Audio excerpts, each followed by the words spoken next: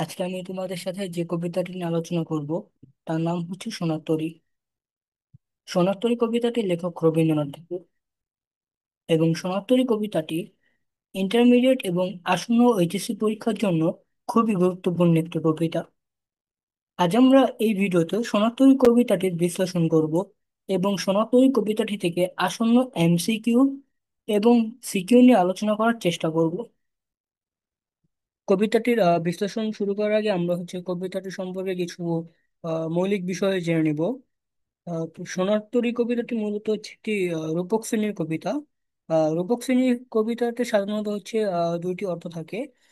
একটি হচ্ছে কবিতার বাহ্যিক অর্থ, এবং আরেকটি হচ্ছে অন্তর্নিহিত অর্থ। এবং সোনার কবিতার মোট লাইন তোমার 42টি, স্থাবক সংখ্যা 6টি, অর্থাৎ প্রতি স্থাবকে লাইন রয়েছে তোমার 60টি করে। 60টি, 7টি করে। আর সোনারতরী কবিতাটি হচ্ছে সোনারতরী কাব্যগ্রন্থের নাম কবিতা, এবং সোনারতরী কবিতাটি মাত্রাবৃত্তের সঙ্গে রচিত। পূর্ণ পর্ব 8 এবং অপূর্ণ পর্ব 5 মাত্রা, অর্থাৎ পূর্ণ পর্ব 8 এবং অপূর্ণ 5 মাত্রা। এ কবিতায় নিবিড়ভাবে জড়িয়ে আছে কবির জীবন দর্শন।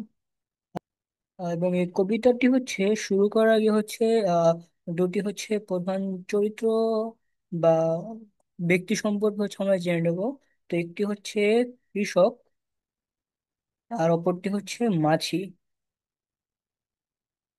কৃষক তোমার প্রতীকী অর্থ আহ, শিল্পী স্রষ্টা বা লেখক। আরেকটা মাঝি অর্থ মহাকালের প্রতীক, মহাকালের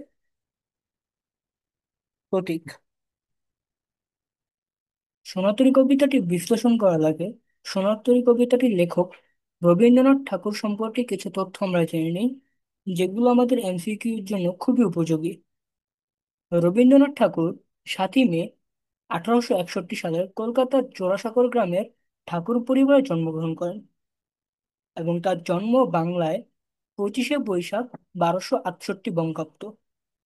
এবং রবীন্দ্রনাথ ঠাকুর মৃত্যুবরণ করেন 7ই আগস্ট 1941 সালে, বাংলায় 22শে শ্রাবণ 1348।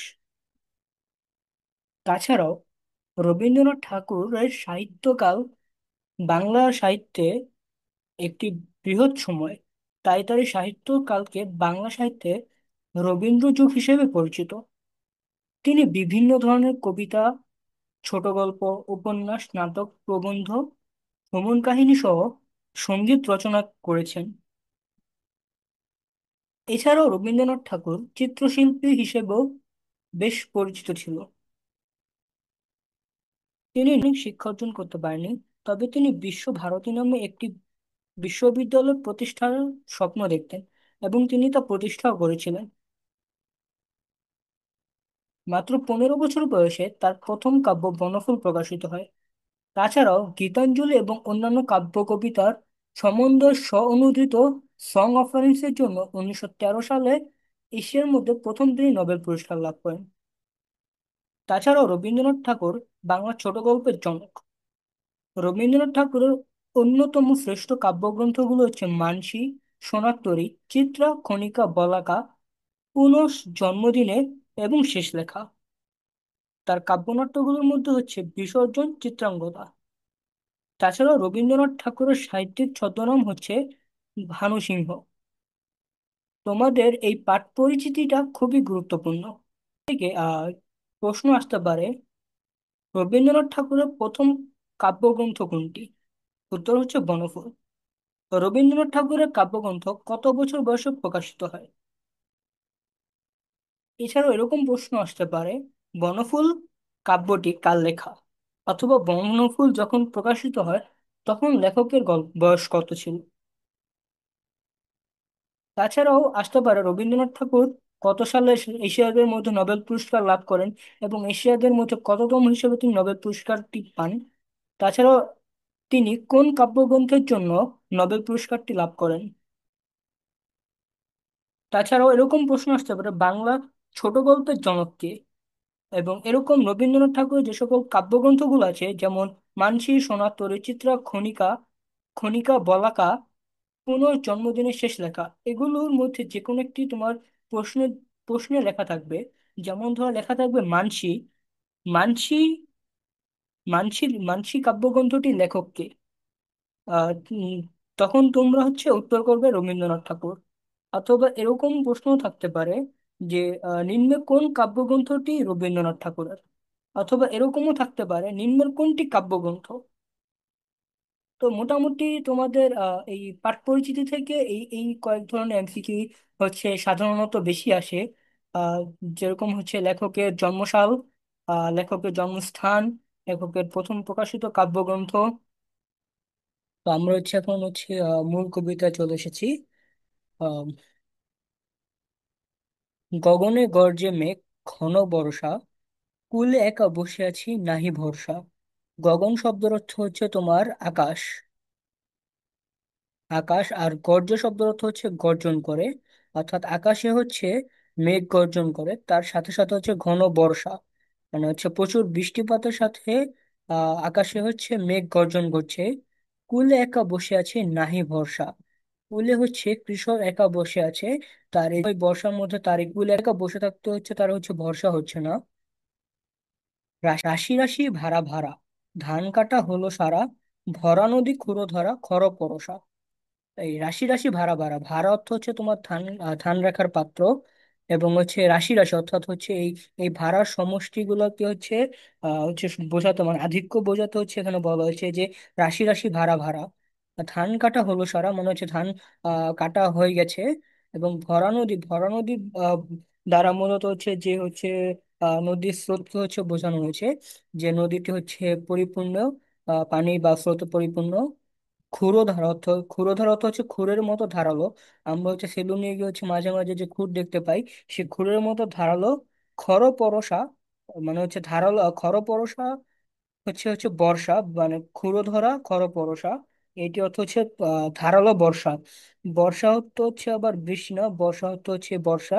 মানে আগেরকার দিনে যেরকম বল্লম আর বর্ষা নিয়ে যুদ্ধ করতো, তো সেই বর্ষা, মানে ধারালো বর্ষা। মানে ভরা নদী ক্ষুরো দ্বারা খরপরশা। এটা দ্বারা বোঝানো হয়েছে যে নদীর যে স্রোত, সে স্রোতটা ক্ষুরের মতো ধারালো বর্ষার মতো। কাটিতে কাটিতে ধান এলো বর্ষা। ধান কাটতে কাটতে বর্ষা চলে আসলো। এবং এই কাটিতে কাটিতে ধান এলো বর্ষা, এই লাইনটির প্রতীকী অর্থ তোমার আহ উম, এর অর্থ মৃত্যুর আগমন। একখানি ছোট ক্ষেত আমি একেলা। একখানি ছোট ক্ষেত অর্থাৎ যে কৃষক যেই ক্ষেতটির মধ্যে হচ্ছে হচ্ছে ধান বা ফসল ফলেছে, তো সেই ক্ষেতটি ছোট ক্ষেত। তোমাদের এমসিকিউ প্রশ্ন আসতে পারে যে সোনার কবিতা যে ক্ষেতটি, সেটির আয়তন কেমন? ছোট ক্ষেত। এবং সেখানে আমি একলা, আমি একলা বলতে কৃষকের নিঃসঙ্গ যে অবস্থান, সেটা প্রকাশ পেয়েছে আমি একলা দ্বারা। চারিদিকে বাঁকা জল করিছে খেলা, তার বাঁকা জল এখানে তোমার অনন্তকাল স্রোতের প্রতীক। পরপারে দেখি আঁকা তরু ছায়া মসি মাখা, গ্রামখানি মেঘে ঢাকা প্রভাত বেলা। এই এই চরণগুলোর বিশ্লেষণ এরকম যে পরপারের যে গ্রামটি, সেটি প্রভাত বেলা অর্থাৎ সকালবেলা। আহ, সকালবেলা সেই গ্রামখানির ওপর যে মেঘে ঢাকা। তো সেটি অনেকটা যে গাছের ছায়ার নিচে দাঁড়ালে যেরকম কালচে কালচে একটা রং দেখা যায়। তো ওই পরপারে গ্রামটির উপর এই মেঘের ছায়া দিয়ে সেরকম একটি কালচে ভাব মানে কালচে রকম দেখা যাচ্ছিল। এপারে তো ছোট ক্ষেত আমি একলা। তো এখানে কবি সে নিঃসঙ্গ একটা নিঃসঙ্গ অবস্থান বুঝিয়েছে। গান গেয়ে তরিবে কে আসে পারে, দেখে যেন মনে হয় চিনিও হারে। মানে গান গেয়ে তরিবে মাঝি আসছিল। তো এই আহ মাঝিকে দেখে কৃষকের পরিচিত মনে হলেও তার মনের মধ্যে একটি সংশয় থেকে গেল যে মাঝি আসলে তার পরিচিত কিনা। ভরা পালে চলে যায় কোনো দিকে নাহি যায়। অর্থাৎ এই যে মাঝি, মাঝি তোমার মহাকালের প্রতীক। তো এই মাঝির কোনো নির্দিষ্ট কোনো দৃষ্টিপথ নেই। তিনি নিরাসক্ত। তাই তিনি কোনো দিকে চায় না, এমনকি তিনি সেই কৃষককেও দেখতে পায় না। ঢেউগুলো নিরুপায় ভাঙে দুধারে, দেখে যেন মনে হয় চিনি উহারে। অর্থাৎ যে হচ্ছে ক্ষুরধারার মতো যে স্রোতগুলো বা ঢেউগুলো ছিল, সেগুলো হচ্ছে তীরে হচ্ছে এসে হচ্ছে আছড়ে পড়ে। এবং এই দেখে যেন মনে হয় চিনি উহারে। তো এখানেও হচ্ছে কৃষকের সে মাঝিকে হচ্ছে পরিচিত বলে মনে হলো, তার মনে হচ্ছে একটি সংশয় থেকে যায়। ওগো তুমি কোথা যাও কোন বিদেশে। এখানে তোমাদের এমসিকিউ প্রশ্ন আসতে পারে যে সোনারতরী কবিতায় কৃষক মাঝিকে কি বলে সম্বোধন করেছে? ওগো। ওগো তুমি কোথা যাও কোন বিদেশে। এখানে বিদেশ হচ্ছে চিরায়ত শিল্পলোকের প্রতীক। বারেক ভেড়াও তরি কুলেতে এসে। আর যেও যেথা যেতে চাও, যারে খুশি তারে দাও, শুধু তুমি নিয়ে যাও খনি খেসে, আমারই সোনার ধান কুলেতে এসে। অর্থাৎ এখানে হচ্ছে কৃষক মাঝির কাছে হচ্ছে মিনতি করছে যে আহ, তুমি হচ্ছে অনুগ্রহ করে হচ্ছে আমাকে হচ্ছে তুমি হচ্ছে একটিবার হচ্ছে তোমার তরি যেটি সেটা হচ্ছে কুলেতে এসে হচ্ছে ভেড়াও, এবং যা তুমি যারে খুশি তারে নাও বা নাও, কিন্তু শুধু তুমি হচ্ছে আমার সোনার ধান হচ্ছে তুমি একবার কুলেতে এসে হচ্ছে নিয়ে যাও। যত চাও তত লও তরুণী পরে, আর আছে আর নাই দিয়েছি ভরে, এতকাল নদী কূলে যাহা লয়েছিনু ভুলি, সকলে দিলাম থরে বিথরে। এই আর আছে এই প্রশ্নটি হচ্ছে মাছির। যে কৃষক যখন তার সকল সোনার ধান হচ্ছে তরিতে তুলে দিল, তো তখন হচ্ছে মাঝি হচ্ছে কৃষককে প্রশ্ন করে যে হচ্ছে আর কি তোমার কোনো সোনার ফসল আছে। তখন হচ্ছে কৃষক হচ্ছে উত্তর দেয় যে আর নাই, সকল কিছুই হচ্ছে তোমাকে হচ্ছে তুলে দিয়েছি। এতকাল নদীগুলো জাহালয়ে ছিনুক বলে, অর্থাৎ এতকাল নদীগুলো যা কিছু হচ্ছে ফলিয়েছিলাম সবই হচ্ছে তোমাকে হচ্ছে তুলে দিয়েছি। এটার প্রতীকী হচ্ছে যে আমার জীবন দশা আমার যত সাহিত্যকর্ম ছিল সকল কিছু এখন হচ্ছে আমি ওই শনাক্ত হতে তুলে দিয়েছি। এবং থরে বিথর অর্থ হচ্ছে স্তরে স্তরে স্তরে। এখন আমার লহ করুণা করে। অর্থাৎ অর্থাৎ কৃষক যখন হচ্ছে তার সকল সোনার ফসল হচ্ছে তুলে দিল, তো তখন হচ্ছে সে ওই সোনার তৈরি হচ্ছে ঠাঁই পাবার জন্য এখন বলে যে আমাকে এখন তাহলে তুমি করুণা করে হচ্ছে তোমার সোনার তরিতে হচ্ছে তুলো। ঠাঁই নাই ছোট সে তরি, আমারই সোনার থানে গিয়াছে ভরি। অর্থাৎ হচ্ছে যে হচ্ছে তার কৃষকের যে সকল সোনার ধান ছিল, অর্থে যে সকল শিল্পকর্ম ছিল, সে সকল কিছুতেই হচ্ছে সেই সোনার তরী বা অনন্ত মহাকালে হচ্ছে ভরে গিয়েছে। তাই সেইখানে হচ্ছে কৃষকেরা কোনো ঠাঁই হলো না। শ্রাবণ গগন ঘিরে ঘন মেঘ ঘুরে ফিরে, শূন্য নদীর তীরে রহিনু বলে, যাহা ছিল নিয়ে গেল সোনার তরী। তো এই চরণগুলো দ্বারা হচ্ছে এটা বুঝিয়েছে যে তিনি সেই শূন্য নদীর তীরে হচ্ছে পরে এখন তার যেই জীবনের অবসান হবে, তো তিনি হচ্ছে সেটার জন্য হচ্ছে অপেক্ষা করেছিল। এবং যাহা ছিল তাহা হচ্ছে নিয়ে গেল সোনার তরী। সোনার কবিতাটি আসলে তোমাদের আসলে এইচএসসি পরীক্ষার জন্য খুবই গুরুত্বপূর্ণ।